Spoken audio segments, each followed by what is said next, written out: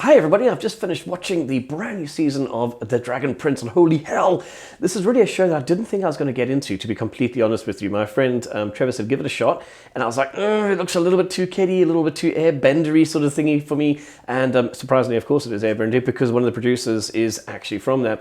Aaron Azaz and Justin Richmond have done a very good job of being consistently excellent throughout season 1, 2, and 3, and season 3 blew me away. Season 1, you sort of got to know the characters and where they were coming from, the world building of Zadia, and season 2 was them running away from family because, you know, assholes, and season 3 was more of an epic scope. I mean, it was like Lord of the Rings, some of the shots in this and the ideas in this. But at the same time, even though it is getting bigger and bigger with dragons and massive full-scale assaults on towers and on mountains, they certainly do not lose the heart. And I think that's one of the main reasons I absolutely love this show. Season 1 certainly didn't have, certainly wasn't perfect, sorry. It had issues with some of the animation being a little bit too jagged or a little bit too stop motion-y, as in not enough frames per second. They did fix that after a couple of episodes.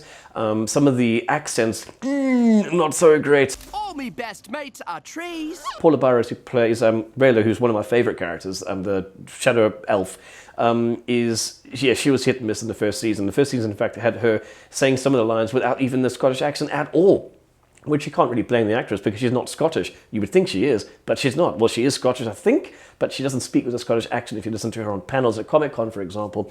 So I think what happened was there were a couple of changes, maybe, throughout the season, and they just forgot to get her to redo some of the lines when they decided, nope, you're going to be Scottish, you're not going to have an American accent. And thank God, even though it's not 100% Scottish, it is much better than having a very, very heavy American accent in a show like this. Season 2, she's certainly gotten better. Season 3, the relationship between her and Callum, who's played by Jack DeSena, is just great. You see them growing together, and not really spoilers, you can kind of see a romance thing happening there. And yeah, it's just fantastic the way that the characters are developed. Another thing I also really liked is the sort of the redemption arcs of certain people and the bad guys. Oh my God, really well thought out. I in particular liked the way they went back in time in this, or sort of flashbacks to see how they ended up where they are right now, why they would want to basically destroy all the elves so that humanity can rise. And you can kind of get the arrogance too of the elves and why the humans are acting this particular way. So yeah, some really great thought went into this. It's amazing. Each episode is 25 minutes to 27 minutes long, and yet they managed to cram an entire world of really great storytelling. And yes, some of my friends are going to go, oh God, not again, Nick. But it was something like, you know, the Mandalorian out there with $110 million. They can't do that. I mean, one episode of this beautifully thought out The Dragon Prince is so far 5 episodes of that. So it just goes to show that really great writing can be more important than what you're actually looking at. This is not a shallow show. This is a show that delves deep into human psyche, into love, into family betrayal, and into, yeah, everything that you and I would deal with. And it's just done in such a nice way with such fun and charm that it's very difficult to not absolutely enjoy it. I cannot wait for season 4. I'm a little bit worried that there might not be one. There's rumors that there were issues, well, not rumors, but there were allegations that Aaron Azaz was misbehaving in the background, or you know, offset kind of story.